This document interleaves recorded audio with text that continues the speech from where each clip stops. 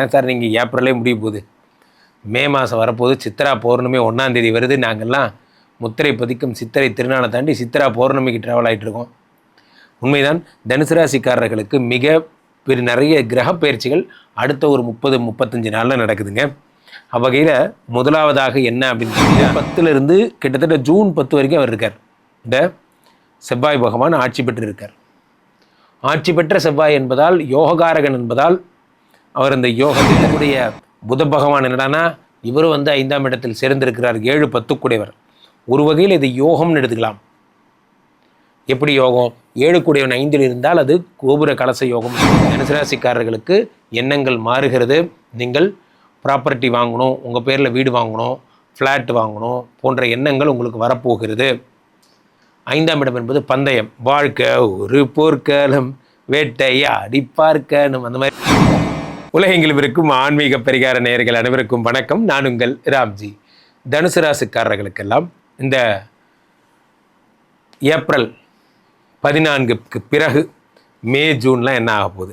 ஏன் சார் நீங்கள் ஏப்ரலே முடிய போகுது, மே மாதம் வரப்போகுது, சித்திரா பௌர்ணமி 1ஆம் தேதி வருது, நாங்கள்லாம் முத்திரை பதிக்கும் சித்திரை திருநாளை தாண்டி சித்திரா பௌர்ணமிக்கு ட்ராவல் ஆகிட்டுருக்கோம். உண்மைதான், தனுசு ராசிக்காரர்களுக்கு நிறைய கிரக பயிற்சிகள் அடுத்த ஒரு 30-35 நாளில் நடக்குதுங்க. அவ்வகையில் முதலாவதாக என்ன அப்படின்னு பார்த்திங்கன்னா, இந்த செவ்வாய் பகவானுடைய 5ஆம் இடத்து வருகை. இந்த செவ்வாய் 4ஆம் இடத்துல இருக்கார், சனியோடு சேர்ந்திருக்கார். சனியோடு சேர்ந்த செவ்வாய் என்பது என்ன அப்படின்னா, இந்த செவ்வாய் 4ஆம் இடத்துல சனியோடு சேர்ந்திருந்தால் என்ன ஆகும் அப்படின்னா, உங்களுக்கு அர்த்தாஷ்டம சனி அவர் ஏற்கனவே, அதோட யோகாதிபதியும் சேர்ந்திருக்கும் போது வீடு, மாடு, மனை, நிலம், பூமி இதெல்லாம் வாங்கிறதுக்கான ஐடியாஸ் வரும். நண்பர்களே, ஒன்று புரிந்து கொள்ளுங்கள், எப்போ நம்ம பேரில் சொத்து வாங்கணும்னு நினைக்கிறோமோ அப்போ தான் நம்ம வாழ்க்கையினுடைய அடுத்த படிக்கட்டை நோக்கி போகிறோம். அந்த எண்ணம் ஃபஸ்ட்டு வருது. வந்ததுக்கப்புறம் அடுத்ததாக நமக்கு என்ன ஆகுதுன்னா, இந்த மே 10க்கு அப்புறம் அந்த எண்ணம் இன்னும் வலுப்பெறுகிறது. தனுசு ராசிக்காரர்கள்லாம் ஏதேனும் ஒரு இடமாவது வீடாவது வாங்கணுங்கிறத உறுதியாக வச்சுருப்பீங்க. இந்த மே மாதம் அது சக்ஸஸ்ஃபுல் ஆகிடும். மே 10ஆம் தேதி. ஸோ மே 10லிருந்து கிட்டத்தட்ட ஜூன் 10 வரைக்கும் அவர் இருக்கார். இந்த செவ்வாய் பகவான் ஆட்சி பெற்று இருக்கார். ஆட்சி பெற்ற செவ்வாய் என்பதால், யோககாரகன் என்பதால் அவர் இந்த யோகத்தை தருகிறார். அடுத்ததாக இந்த செவ்வாய் பகவானை தொடர்ந்து 6 கூடிய சுக்கிரன் ஆட்சி பெற்று இருந்தான். இது இந்த ஏப்ரல்லாம் சுத்தமாக காசே இல்லாத ஒரு மாதம் என்றால் இந்த ஏப்ரல் தான். நிறைய பேருக்கு பார்த்திங்கன்னா, இந்த 6 கூடியவன் என்பதால் வியாதி, கடன், கஷ்டம் போன்றவையெல்லாம் வந்த பீரியடு தான். ஏப்ரல் மாதம் தனுசு ராசிக்காரங்க கதையெல்லாம் கேட்கவே வேண்டாம். சார் டெய்லி ஹாஸ்பிட்டல் போகிறோம் சார், இதே மாதிரி உடம்பு சரியில்லாமல் போகிற மாதிரியே டெய்லி கடன் பிரச்சனை வந்துகிட்டே இருக்குது, கடன் பிரச்சனையே சரியாக மாட்டேங்குது போன்றவர்கள்லாம் இருப்பாங்க. இப்போது இந்த 6ஆம் இடத்துல ஆட்சி பெற்ற அந்த சுக்கிரனை தொடர்ந்து 7ஆம் இடத்துக்கு சுக்கிரன் போகிறார். எப்போது? இந்த மாதம் 23ஆம் தேதி, ஏப்ரல் 23 தேதிக்கு அப்புறம் உங்களுக்கு சுக்கிர பகவான் இதை இன்றைக்கி தான் பேசிகிட்டு இருக்கிறேன். இன்றைக்கி 23ஆம் தேதி சுக்கிர பகவான் மிதுனத்துக்கு போகிறார், புத பகவான் மேஷத்துக்கு வரார்.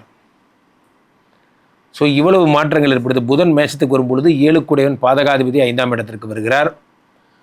ப்ளஸ் அவர் நகர்ந்து என்ன பண்ணினார், டக்குன்னு புதாதித்ய யோகம் பெறுகிறார்.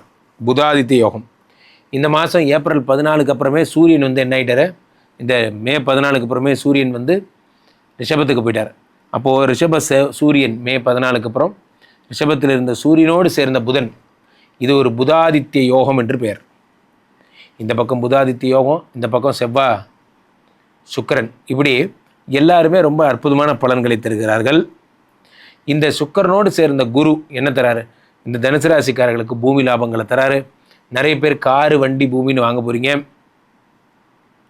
நிறைய பேர் பார்த்திங்கன்னா உங்களுக்கு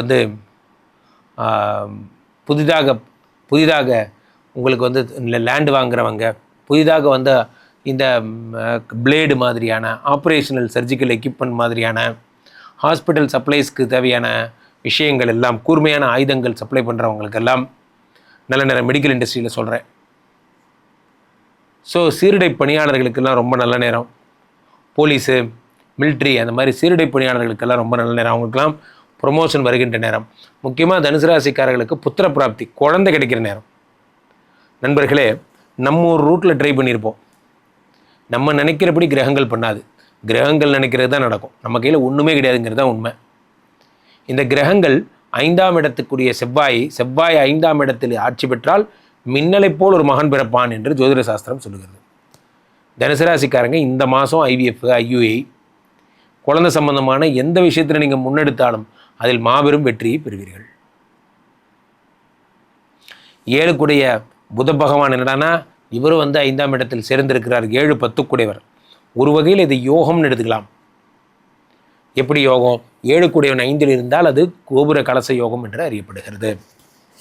இந்த புத பகவான் 5ஆம் இடத்தில் இருக்கும் பொழுது உங்களுக்கு 5க்குடைய பலன்களை தருகிறார். சொத்து வாங்குகின்ற எண்ணத்தை தருகிறார். சுற்றி அதான் சொல்லிட்டு இருக்கேன். தனுசு ராசிக்காரர்களுக்கு எண்ணங்கள் மாறுகிறது.